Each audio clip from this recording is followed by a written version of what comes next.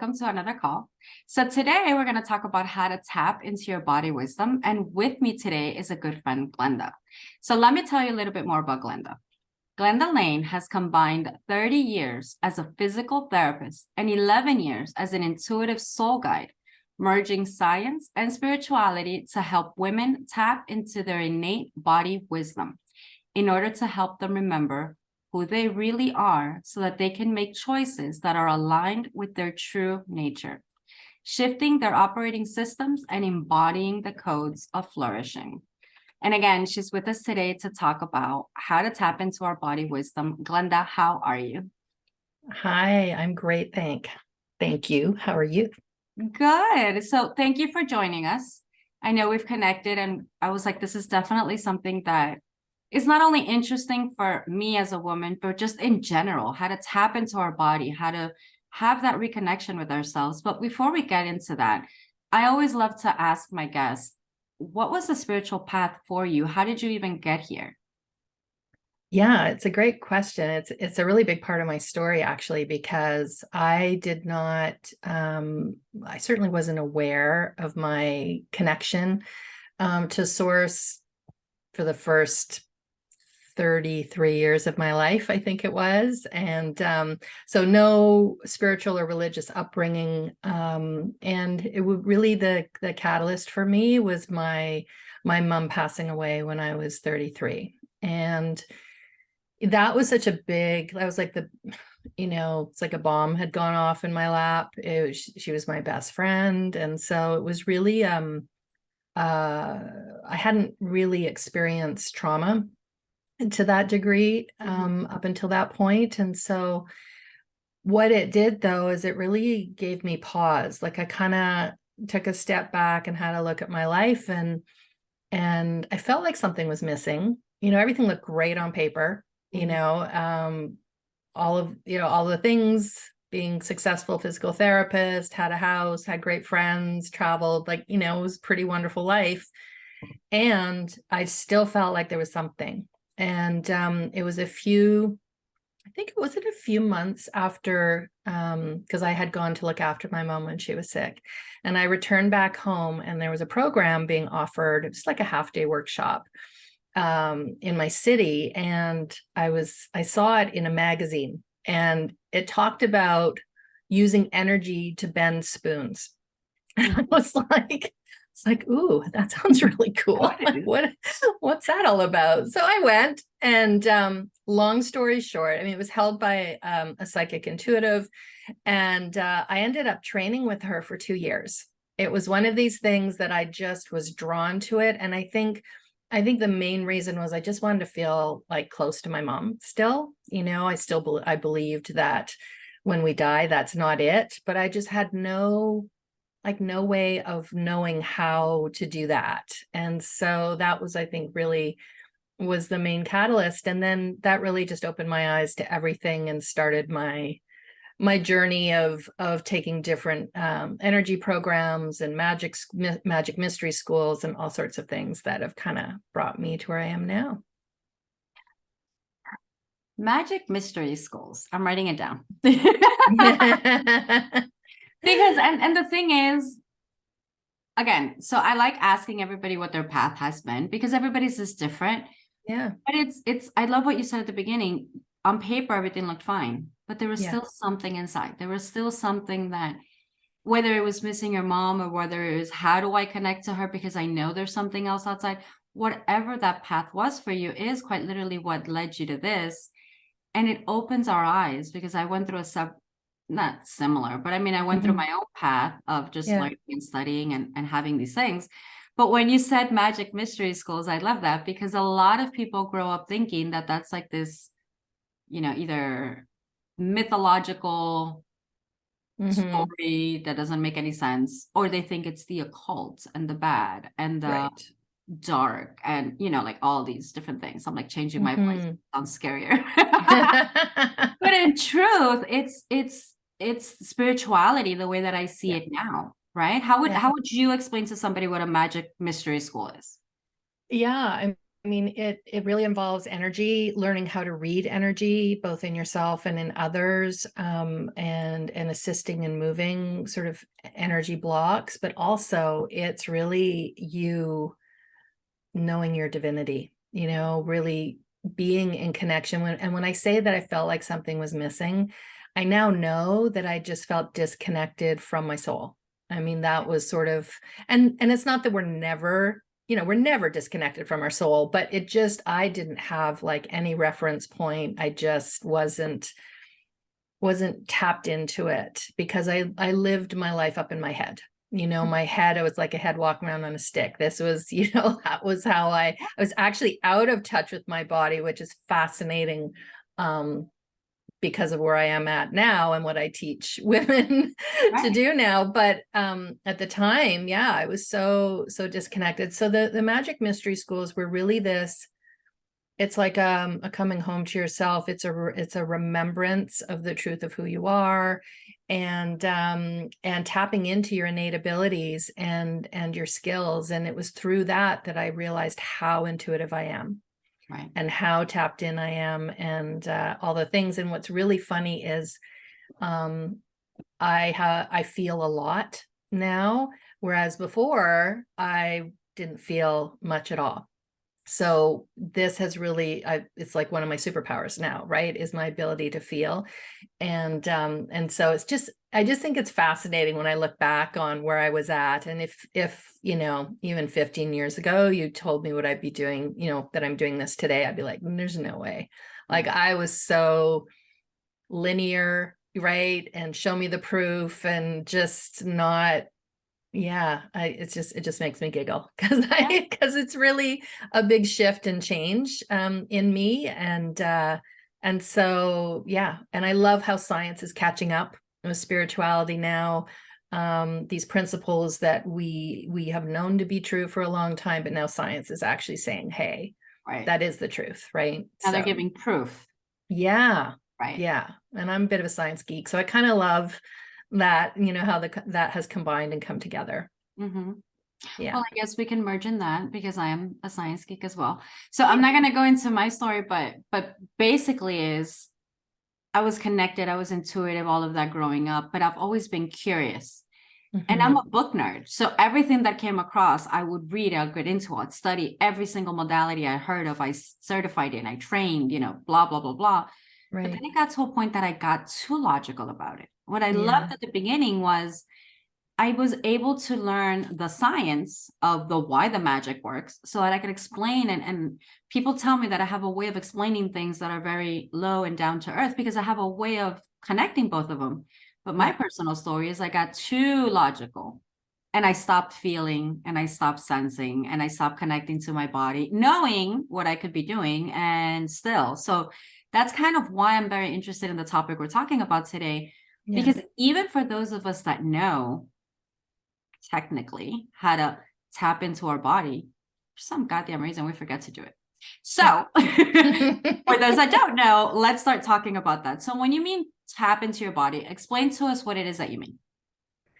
So it really is, to simplify, it's dropping out of your thinking mind and dropping into your feeling body. Okay. So there's many ways that I guide, that I use myself and that I guide women in. And a very simple one to start with is using your five senses to really bring you into your body. So what are you hearing? What are you seeing? What are you feeling? What are you smelling? What are you tasting? So it's really putting your attention on the five senses of the human body, right? That's one of the gifts that we have of being human, is that we get to experience life through the five senses. And then another really simple one, honestly, I put my hand over my heart. I can feel my hand on my chest, and it's really presencing yourself. It's focusing. Where are you putting your attention and focus? So it's finding a part of your body, focusing on that area, and just noticing, what does that feel like? What does your chest feel like as it rises and falls as you breathe? What does the warmth of your hand feel like? Can you soften there a little bit, right? So just all these little nuances of bringing someone into their body. Now, one of the reasons I was disconnected from my body was because I had chronic pain and tension. For a number of years, right? I didn't want to feel that. So I was like, why would I hang out in my body that's not feeling good, Starting. right? And had digestive issues and just, a myriad of things. And so now I know all of those things were trying to get my attention. It was my body's way of speaking to me, or my soul's way of speaking to me through my body. But for some people, to be in their bodies can feel very uncomfortable. So I take them through like a progressive relaxation technique that can really just start like bringing attention to where are those areas in your body where you're holding on, where tension is present. And can we just send some breath there, and can we release, and so that it can feel better to be in your body, just to have that relaxation. So there's a number of ways that you can come into your body, and those are just a few of the ways that I use. But the bigger question is why do we want to do that, right? Like why would we want to come out of our heads and into our bodies? Well, our bodies are where, first of all, it's where our heart is, and also it's where our intuition lives, right? So our minds are where we think with, and also where fear lives. That's where fear hangs out. And so if we really want to be making decisions from a place that is right for us, right, that is aligned with our truth, then that's got to come from your soul and your heart. It's not a head thing. Our minds, our logical minds, are very linear, and they tend to block out the gajillion possibilities that are available to us, and our minds only know what we've experienced up until this point. Doesn't know kind of what's available. So really being in our bodies and tapping into body wisdom, intuition, whatever you want to call it, is where you're going to make decisions that are right for you. And most of the time they're not logical. Most of the time they don't make sense. And so, but that is why coming into the body is so important. The other thing is really developing this relationship with your body, right? As your best friend. I now see my body as my best friend. For the longest time, I saw her as my enemy, because she wasn't working the way I wanted her to. I felt like she was letting me down by, the pain that I was experiencing and the dysfunctions and like all the things, right? I was like, what's going on here? But now I recognize that my body was, again, giving me messages that I just wasn't paying attention to. I didn't know to pay attention to them, first of all. And so they just kept getting louder. And I've experienced a lot through my physical body.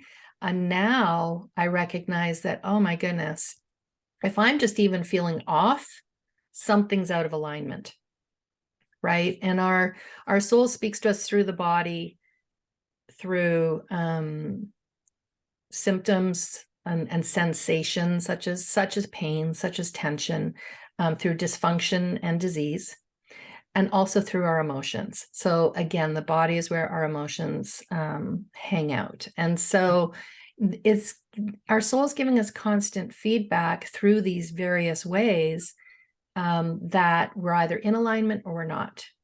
We're in flow or we're not, right? We're in our truth or we're not. And so now I see my body as this constant feedback, giving me constant feedback. It's like my barometer, my alignment barometer for whether I'm aligned or not. And so now if something shows up in my body, I get curious about it, right? And then I spend time being with that. And there's a process I take my clients through called emotional alchemy, where we really get to the root of what is at the root of that sensation, or, whatever it is that you're feeling, or emotion. And when we get to the root of that, usually it's a limiting belief. It's a lie that you've been believing, right, in your life. And once you see the truth of that, the sensation's gone.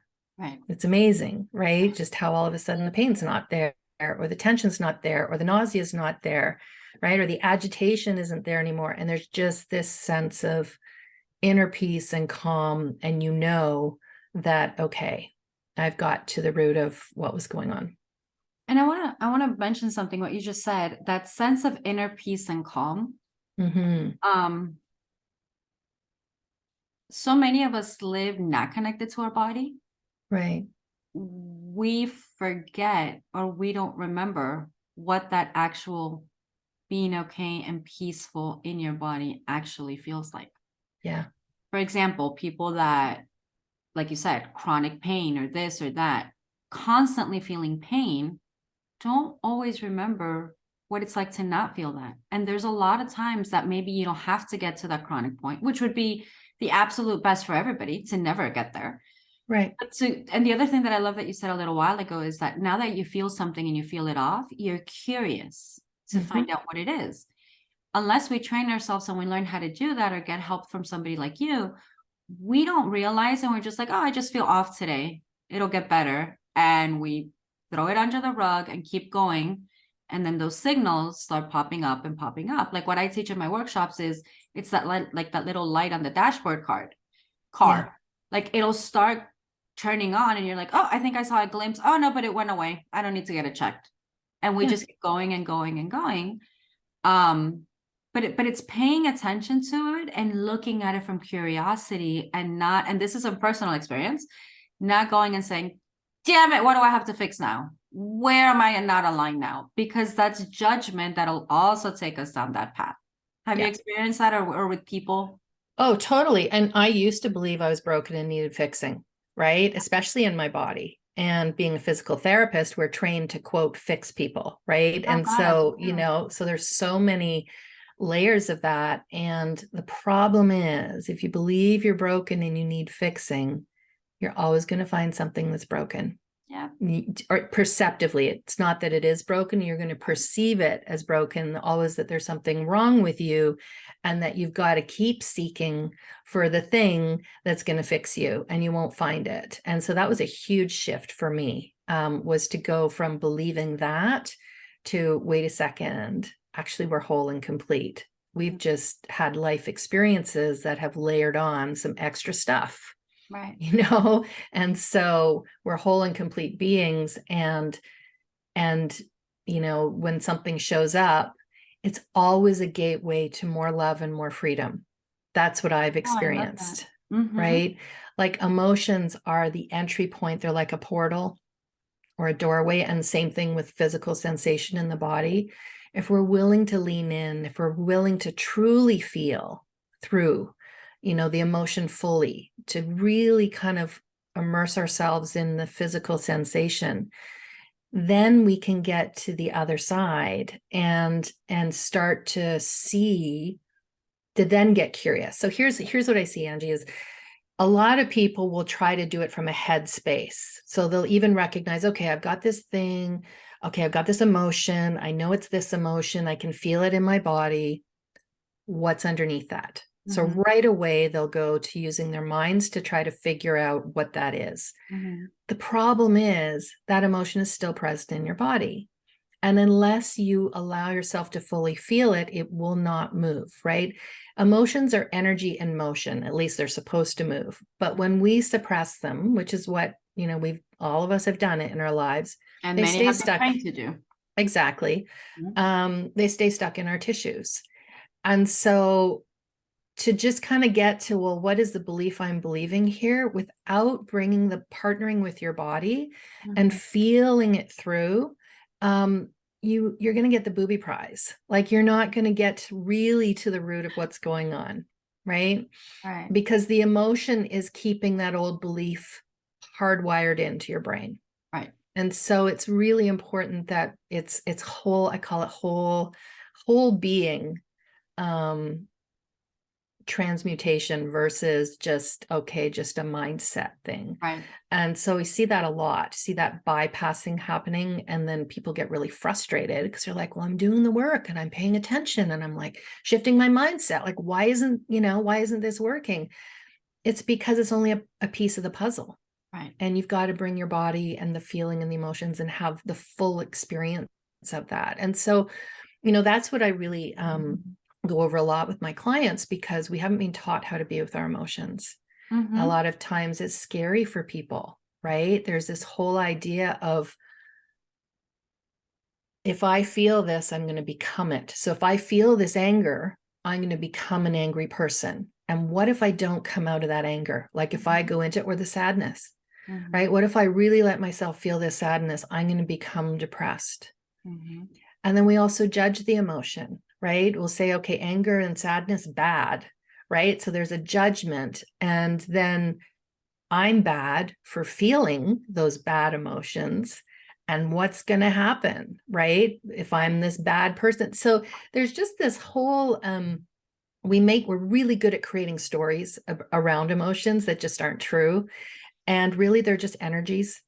Yeah. They're just energies, and Yeah. they just vibrate at different frequencies, which is why they feel different. So shame and guilt and anger have a very different sensation in the body. They're uncomfortable for the most part. Love and gratitude and joy also feel very different in the body, and it's because they're just vibrating at different frequencies. That's it. Right. But we judge the uncomfortable ones as bad, and then Right. so then we don't let ourselves go there. Right. It's I have so many thoughts in my head going on right now. Number one, you and I are going to talk after the show, Yes. because mostly number two, on last week's episode, I was actually speaking with Robin Bailey, Yes. who you and I both know. Yeah.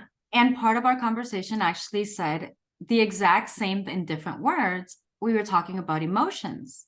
Yeah. And something that just came back to me from what she said that I absolutely love, we were talking about our own frequency and our own vibe and our own, literal frequency of our soul.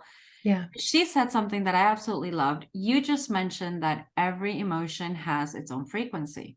Yeah. When we are able to allow and accept without judgments all of these emotions without considering them good or bad or whatever, it actually aligns us. When we balance ourselves out, it allows our own individual soul frequency to tune itself again. So it's not just I am balancing the energy. No, you're balancing your unique energy signal, which is who and what you are. Yeah. And emotions, again, aren't good or bad. They're just like notes on a play sheet, on music notes, to align you to your truth. Nobody's ever told us these things before. We live in a world where we get stuck in our heads, and I'll admit it's happened several times in my life. Sure. There was long periods of years, I would say, that knowing all the information I knew, I was still stuck in my head because I wouldn't be able to see my way out of it until I finally did. Yeah.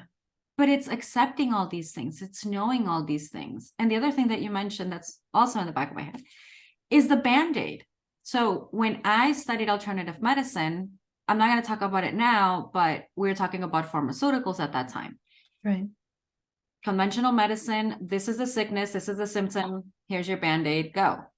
Right. What I've started to call a spiritual Band-Aid is kind of what you just explained. Some people start, okay, I feel this.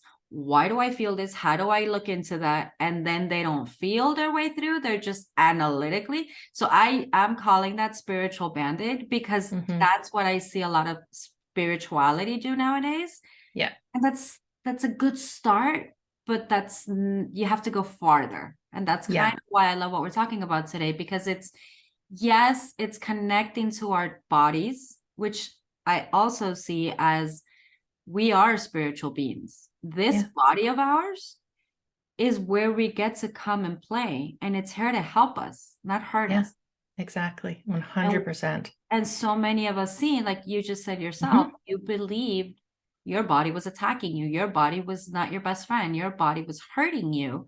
Yeah. And it's actually doing the opposite. It's trying to tell us, hey, something's going on. Let's go through this. And we're like, damn you, you hurt. Yeah. It's like, Glenda, you're trying to be something you're not. You're putting pressure on yourself to be someone who you aren't. And so like, come back to you. I mean, it really, when I look at all the, so here's something that's really cool that I've done with myself and also with my clients. They do a bit of a timeline, and we have a look at the timing of when you broke a bone or you had a particular illness or, you know, something showed up. And there's a correlation between those physical events and 100% what was going on for you emotionally, mentally, spiritually at that time. Yep. And so it was your body trying to give you feedback around what was actually, you know, happening in your life. Right. And so I remember I had a client once, and she was sitting in a chair, and she had this hip pain, and she'd been having this hip pain for a while. And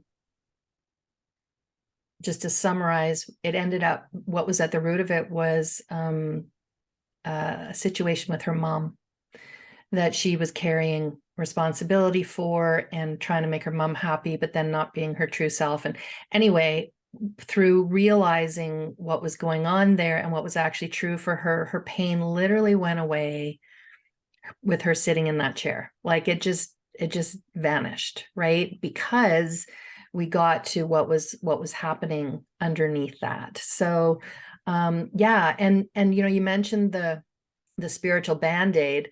What I also see is, yes, okay, people just trying to use their minds to get through it. Or they'll go, oh, love and light, high vibe. Let me just, like, you know, raise my vibration, raise my frequency.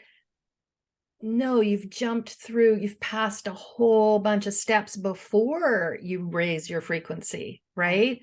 And so it really is this, like, no, it's through. And now when something shows up, so if a really uncomfortable emotion shows up, or you know, physically something in my body, I'm actually really grateful, because I'm like, oh, thank you for this feedback. Something's out of alignment. Let me get curious about that. But I'm going to feel it first and then get curious, not get curious first and ask all the questions. Because as long as you are not being with those energies that are showing up, it keeps you in the same level of consciousness. It's that whole thing. I don't know if it was Einstein that said, you can't solve a problem at the same level of consciousness that it was created at. Mm-hmm.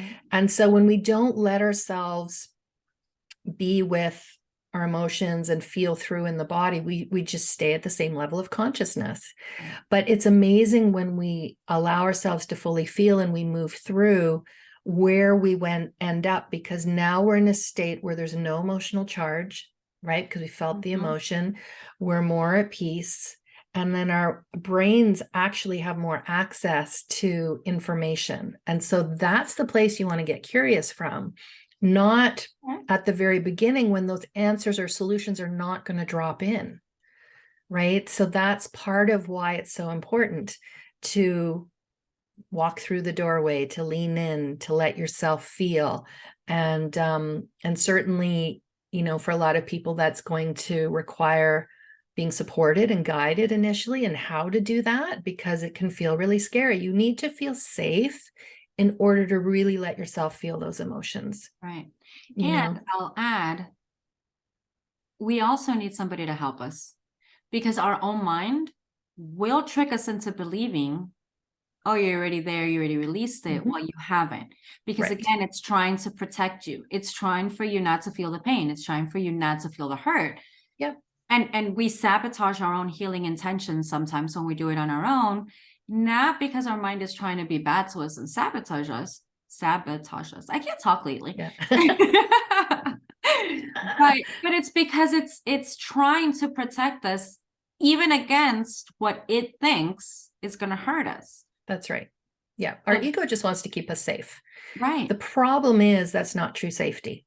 Right. True safety is created within us, and it's in our bodies. It's not up here. And so, you know, it's false sense of safety. But I'll add, again, I'm not going to get into it, but we've been conditioned into believing that we can't trust our intuition.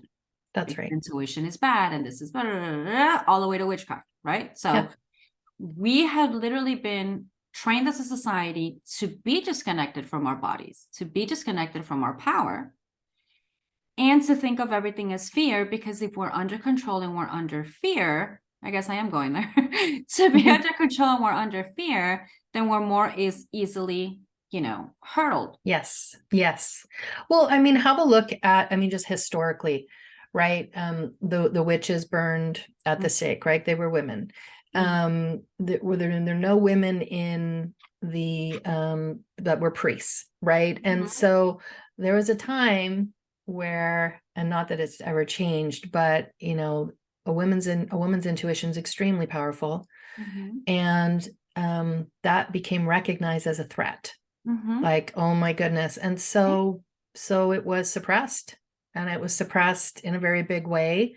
And then just, from years culturally, ancestrally, over the years, the women's power of intuition has been suppressed. Right. And so now it's this time for that to come to the forefront, because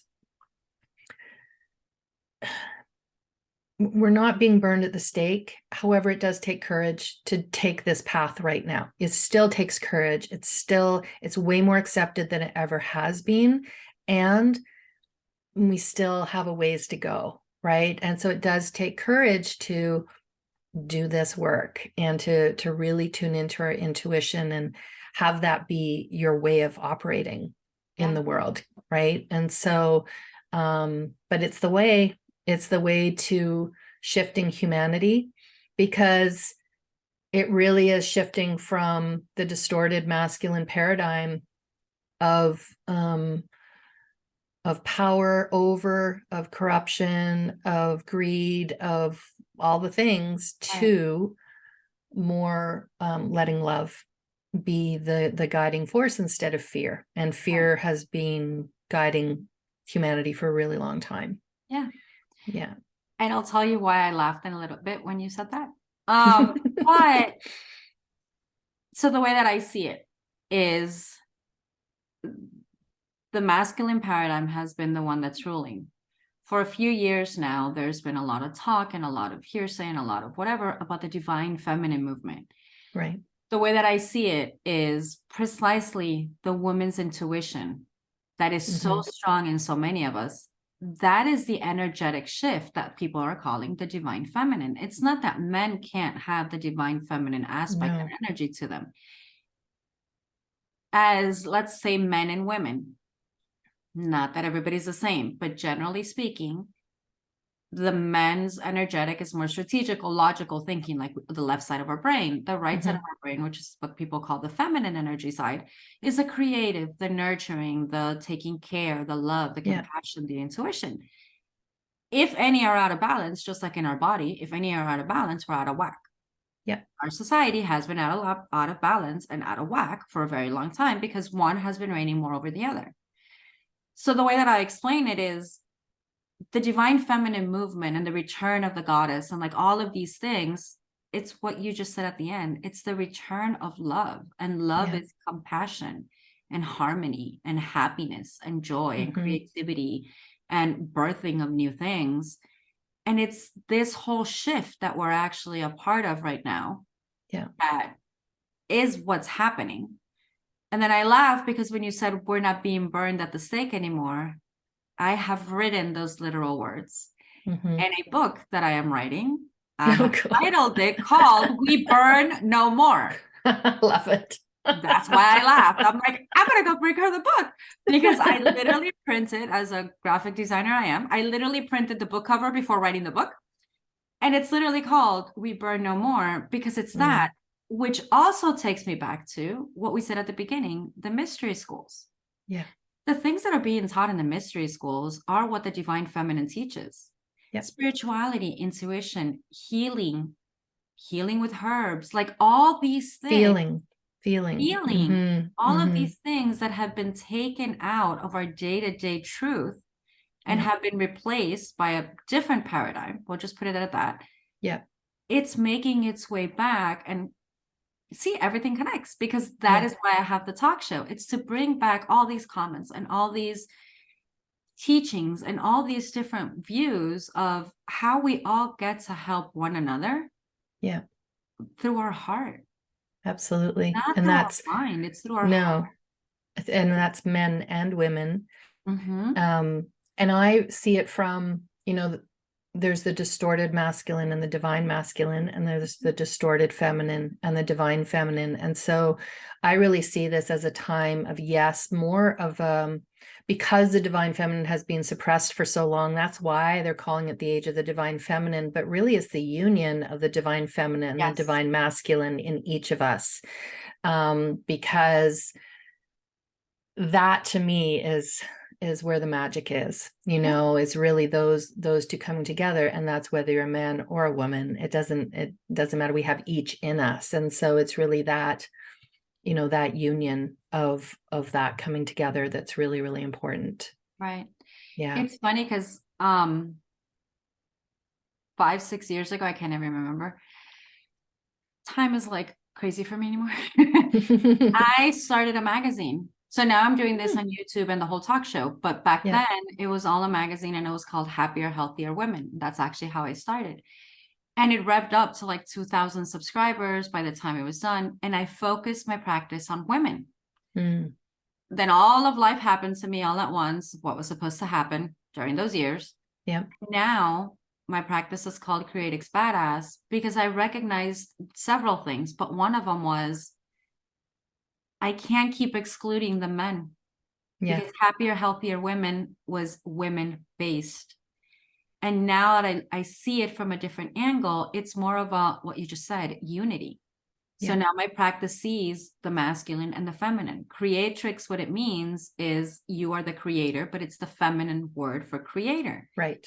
And badass has the most masculine energy you could possibly imagine because we are Right. a badass in our own lives. Yeah. But mixing the creatrix with the badass for my coaching practice, for me, is mixing the masculine and the feminine in everything that I do. Yeah. If anybody wants to know why my coaching practice is called that, that's why it's called that. Yeah. Because it's the balance. And it's what you just said. It's bringing everything into union within ourselves, within other people, and in everything we do. So we can bring society, kind of what you're doing, bring us into ourselves so we can tap into our power and understand what that is. Yeah. Yeah, it's interesting because I my mission statement in life very much is I'm here to help create a world where love leads. And, however that looks, whatever vehicle it's, whether it's through physical therapy, whether it's through, my coaching business, like it, or as a mom, or as a wife, or as a friend, or like, it doesn't matter the how part. It's just who we're being is actually what creates that shift. And so when we can come into our hearts, when we can operate from love being our guiding energy, then that is what starts shifting the planet, because you start emanating those codes, right? When you are being love, you emanate the codes of love, right? You literally are like radiating it out. And you don't know the effect that you're having, but you are having an effect on so many people that you don't even know by just being the love that you are. And ultimately, everything I do is about coming back to that, whether it's through body wisdom, right? Whether it's through my flourishing program, whether it's through, like, it doesn't matter. It really is being, in our hearts and making the decisions from that place versus from our heads, Right. Right. Yeah. And I guess that is the divine feminine, is love, right? And so that's a big part of it. Yeah. No, and there's a lot of men coming into their sense and into their connection. Yeah. So I have some episodes and seasons in Spanish. One of them was a psychologist. And he was sharing his story with us. And he goes, I am very connected with my feminine side because of the house of where I grew up. They taught me to be, it was okay with my feelings. And I was the only kid in school that if I felt like crying, I would cry. And, he was very open with his things. And then he said, but then I studied psychology. Yeah. And it was funny because he goes, I studied it because I love the fact that I get to help. But it took him out of his love and compassion, similar to me, because he became very mental and logic. Right. And now he was working his way back. So now his psychological practice, his psychology is his patients, he works with them on both ends. He's like, talk to me about your feelings. And he understands. Mm-hmm.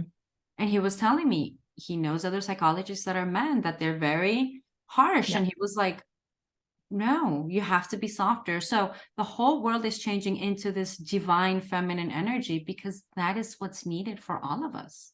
Yeah. I did some of David Data's work, excuse me, a while back. And one of the descriptions that I love that he has is, think of it, the divine masculine and feminine, as spine, but with an open heart. Right. Oh, So nice. there's the masculine of the spine, Uh-huh. but you could have a closed heart, right? So Uh-huh. that can feel very harsh and very, like, not soft, let's put it Right. that way. Right. Or you can have people with the open heart, but no spine, right? So they're open, but they're very, I don't know if Right. wishy-washy is the right term, but do you know what I Right. mean? So it's really that combination of the two. And I think of that a lot, of like, okay, today I get to go through my day with spine, the strength of that, and being, having my open heart, my feminine, that then informs my masculine of what I get to do today. Mhm. So it's really that, the beingness is the feminine and the doing is the masculine. And so they're working together. It's a dance. And so it's both. It's never just one. So that's what I think about with union. And I love that description that he I'd love gave, that. Yeah. right? Yeah, right. You And could I'm just like totally seeing it again. My graphic designer, it's like, ooh, yeah, ooh. yeah, right. Totally. I Yeah. totally So I saw really that. I'm love like, oh, I that. love that. Well, and also what's really interesting, Angie, is we were in the age of Capricorn for quite a Mhm. long time, and that's very much the age of technology, right? And we can just look at the past, however many years, Right. where technology has just exploded. And last year we moved into the age of Aquarius, and so that to me is okay. Now it's not so much about mind; it's more the language is feeling.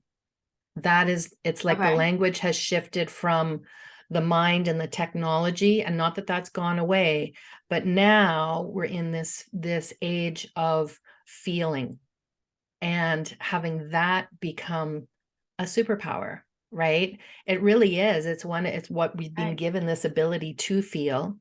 And so let's use that. Let's use our full potential of mind and feeling together. Let's have those work in concert with one another instead of one versus the other. It's not meant Right. to be that way, right?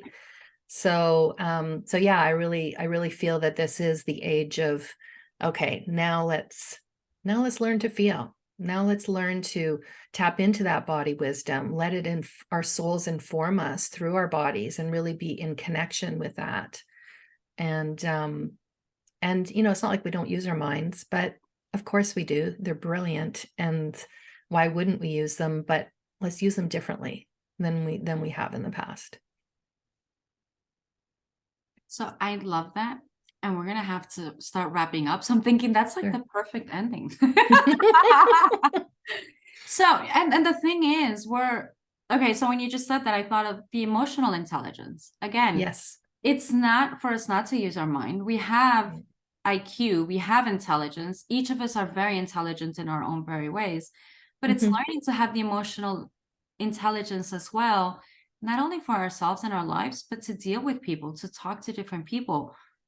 I think we're so, like, we can do so many different talk shows and so many different episodes on so many things because having the emotional intelligence to talk to somebody who's very different than you are, but you get to Mhm. connect from the heart, Yeah.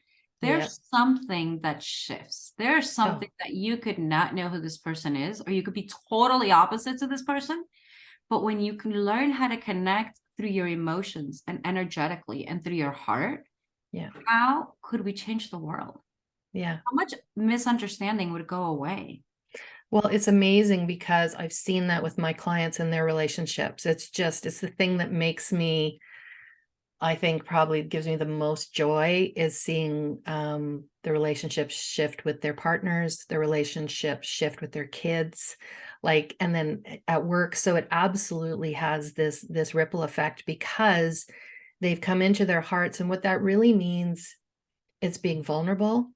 It's being truthful, honest, authentic, whatever word you want to use. But it's communicating from that space instead of protection, which is what we're all doing. You know, that's what we've been doing, is protecting ourselves, right? I've got to protect myself, therefore I've got to judge. Judging is just a form of trying to protect yourself. You know, I've got to react. I've got to, like, all the things that we do are from fear, making us believe we need to protect ourselves and put walls around our hearts. So it's really understanding that you don't need to protect yourself in the way that we think we do.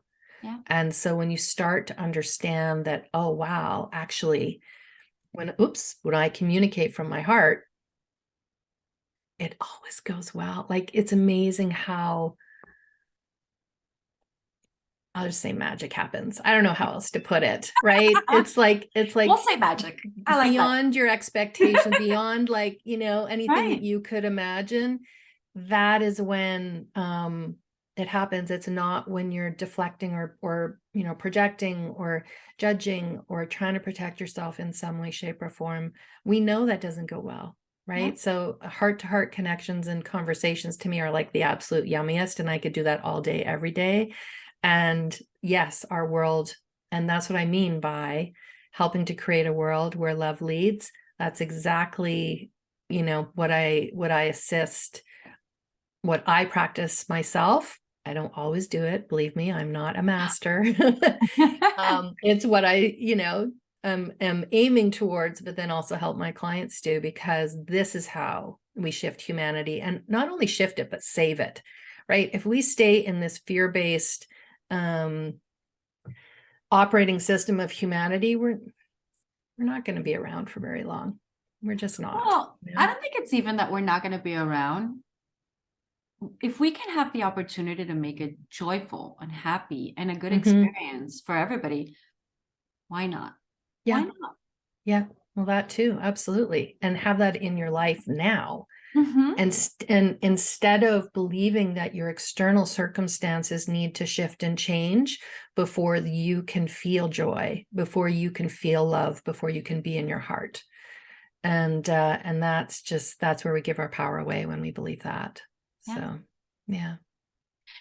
Thank you so much for joining us. I mean, I know we are running out of time. I want people to connect with you. Where can we invite them to visit you or find out more about what it is that you do and how to connect with you for the soul tapping, body tapping, just the tapping, whatever. The Get in tapping touch in. with you. There we go. My Well, point thank you is for get having inside. me. Yeah, I've truly enjoyed this as well. It's been so much fun.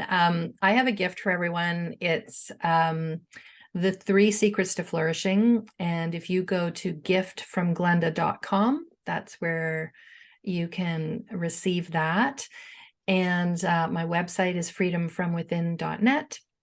So that's another place. I keep saying this, I feel like a broken record. It's an old website, so it's being updated. So just, yeah, please don't judge. But that is There's no another judging. place. There's no judging. No, that's another place where yeah, you can connect with me. But yeah, I would love to. I'm on Instagram, Glenda Lane Freedom Guide. I'm on Facebook. I mean, all the places, right? So Awesome. would love to connect. I'll put the actual links below on our video. Okay, thanks, love. Thank you so much. I've had so much fun, and I know we're going to continue talking anyways, but the recording has to stop. But thank you everyone for joining us today. Thank you. Bye. Bye.